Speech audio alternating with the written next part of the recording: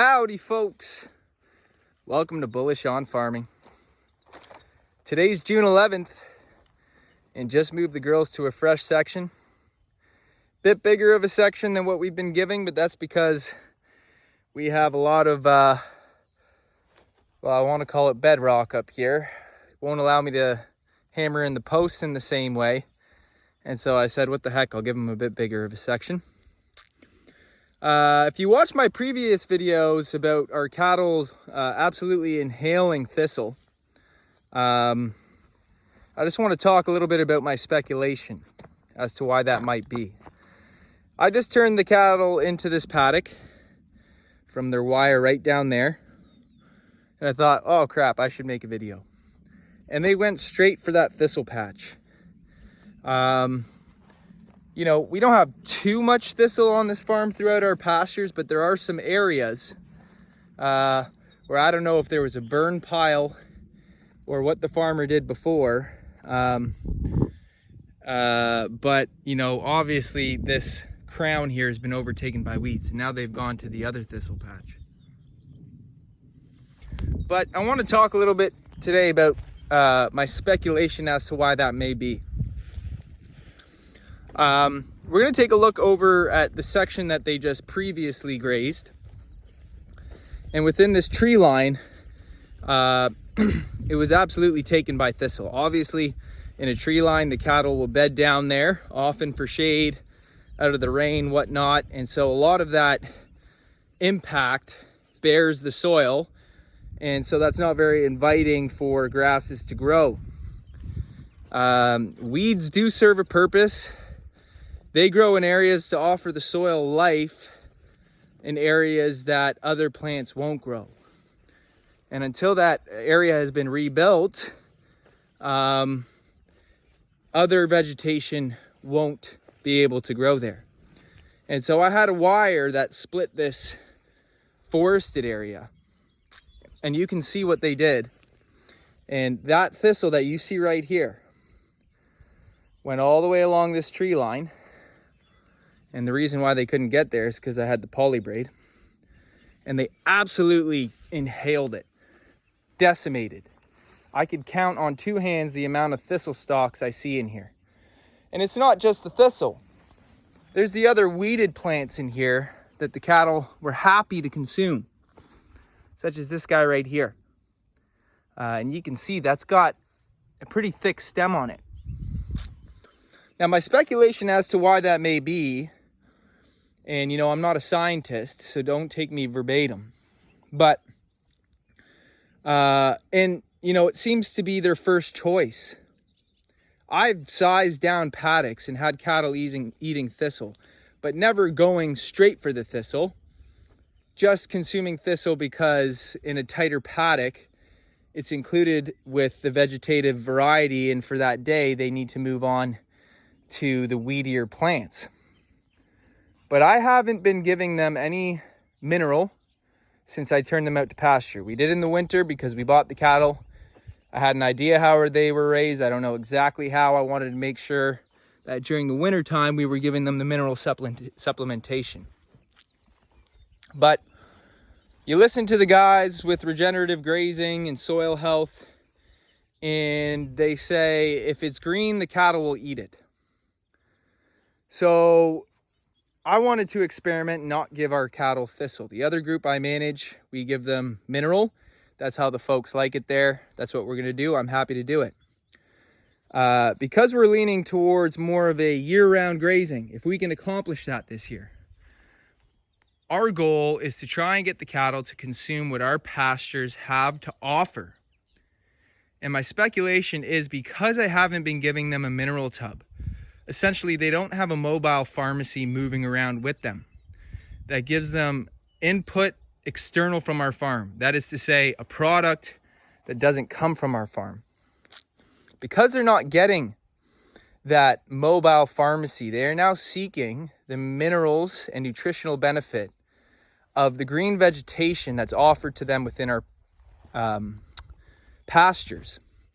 And I went to this agricultural conference one time, and I listened to a seminar, And the guy said, you know, anything green cattle will eat with the right balance in their diet. And he talked about terpenes and turpentines, and I can't use all that terminology. I'm going to describe it in very layman's terms as to how I think it is.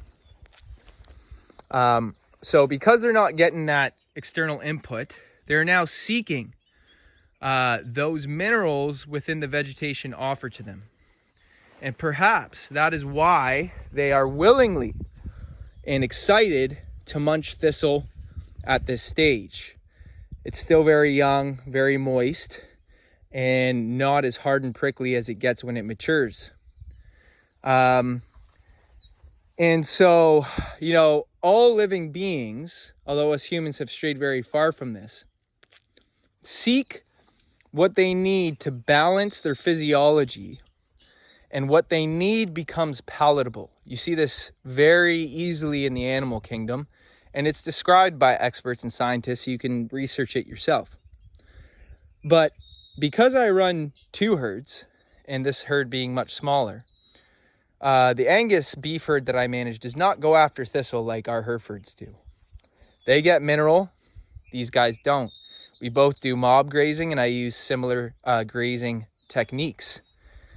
And so there's a difference there.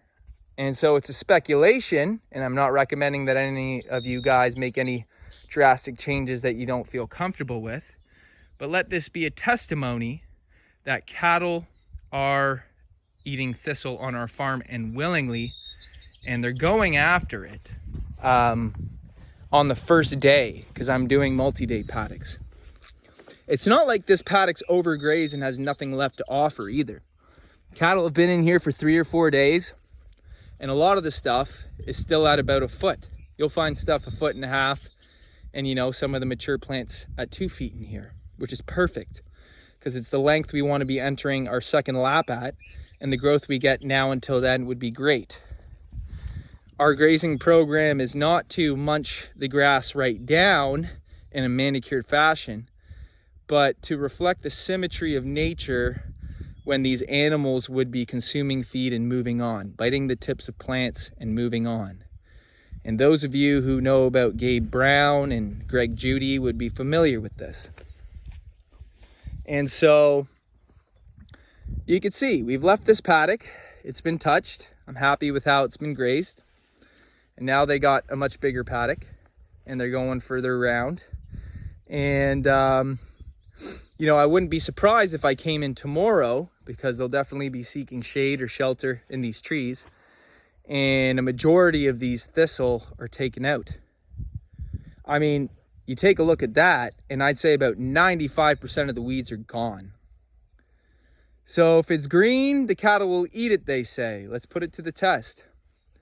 You know, those of you in America, I know that the Canadian thistle is a rising problem for you. And we're in Canada here.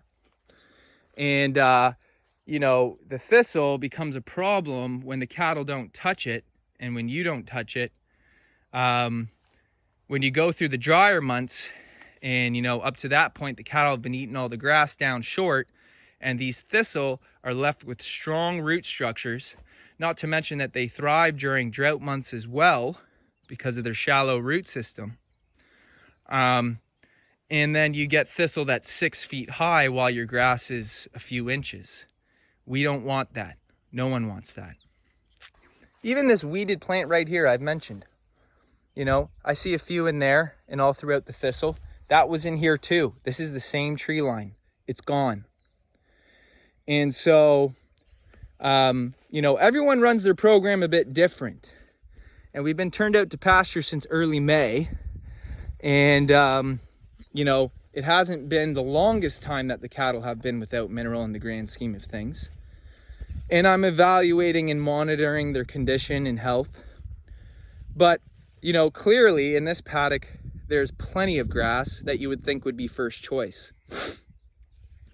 But if different vegetation offers different dynamic of mineral intake and nutritional benefit, then it would make sense in nature's design that animals would be seeking that mineral dynamic in different species of vegetation. And I think that's what's happening here.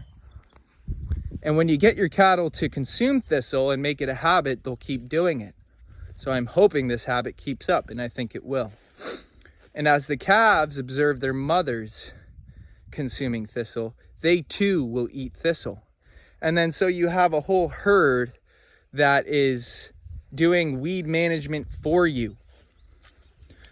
I talk about incorporating your fertilization program with your feeding program with the proper grazing techniques. Now we're incorporating weed management with our fertilization program and our feed program, our grazing program. And also including our seeding program. As the grasses go to seed and the cattle munch the tips off, and then that seed germinates in their manure a few days after. You can see they've gone right back to that thistle patch.